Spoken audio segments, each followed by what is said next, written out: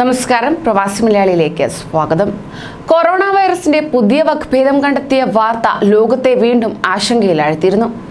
ഇതിന് പിന്നാലെ രാജ്യാന്തര യാത്രകൾ നിർത്തി നിരവധി രാജ്യങ്ങൾ രംഗത്തെത്തുകയായിരുന്നു. എന്നാൽ പ്രവാസികൾക്കേറെ ആശങ്ക നൽകിയത് കുവൈറ്റിന്റെയും സൗദിയുടെയും നടപടി തന്നെയാണ്. ഭാഗികമായി വിലക്കുകൾ നീക്കുന്ന എന്ന വാർത്തകൾക്ക് പിന്നാലെ ഇതാ കുവൈറ്റിൽ ജനിതകമാറ്റം സംഭവിച്ച കൊറോണ വൈറസ് കണ്ടെത്താൻ സാധ്യതയെന്ന് വെളിപ്പെടുത്തി ആരോഗ്യമന്ത്രി ഡോക്ടർ ബാസിൽ അസബാഹ് രംഗത്തെത്തി. രാജ്യത്തെ വിദേശികളും സ്വദേശികളും കോവിഡ് പ്രോട്ടോകോൾ കർശനമായി പാലിക്കണമെന്നും അനാവശ്യ ഒത്തുചേരലുകൾ, യാത്ര എന്നിവ ഒഴിവാക്കണമെന്നും അധികൃതർ നിർദ്ദേശിച്ചു.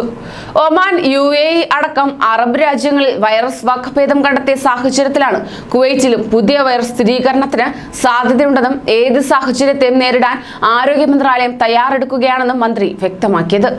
COVID-19 താരതമ്യം ചെയ്യുമ്പോൾ ജനിതകമാറ്റം സംഭവിച്ച വൈറസിന് വ്യാപനശേഷി കൂടുതലാണ്. വൈറസ് വകഭേദം കണ്ടെത്തിയ രാജ്യങ്ങളിൽ നിന്ന് വിമാന സർവീസ് വിലക്കിയും വിമാനത്താവളത്തിൽ എല്ലാവർക്കും PCR പരിശോധന സൗജന്യമായി നടത്തിയും കുവൈറ്റ് ഭരണകൂടം സാധ്യമായ എല്ലാ പ്രതിരോധ നടപടികളും നടത്തിവരികയാണ്. എന്നാലും ഏതെങ്കിലും വഴി പുതിയ വൈറസ് രാജ്യത്തെത്താനുള്ള സാധ്യതയാണ് ആരോഗ്യമന്ത്രി ചൂണ്ടിക്കാട്ടിയിരിക്കുന്നത്. കുവൈറ്റിൽ 2ാം ബാച്ച് കോവിഡ് പ്രതിരോധ മരുന്ന് ഈ ആഴ്ച എത്തിക്കുമെന്ന് ആരോഗ്യമന്ത്രി ഡോക്ടർ ബാസിൽ അസബാഹ് ഇതോടൊപ്പം പറയുകയും ചെയ്തു. അതേസമയം കുവൈറ്റിൽ കഴിഞ്ഞ ദിവസം 414 പേർക്ക് കൂടി COVID-19 സ്ഥിരീകരിച്ചു.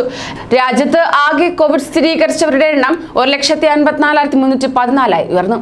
279 പേർ കൂടി രോഗമുക്തി നേടി.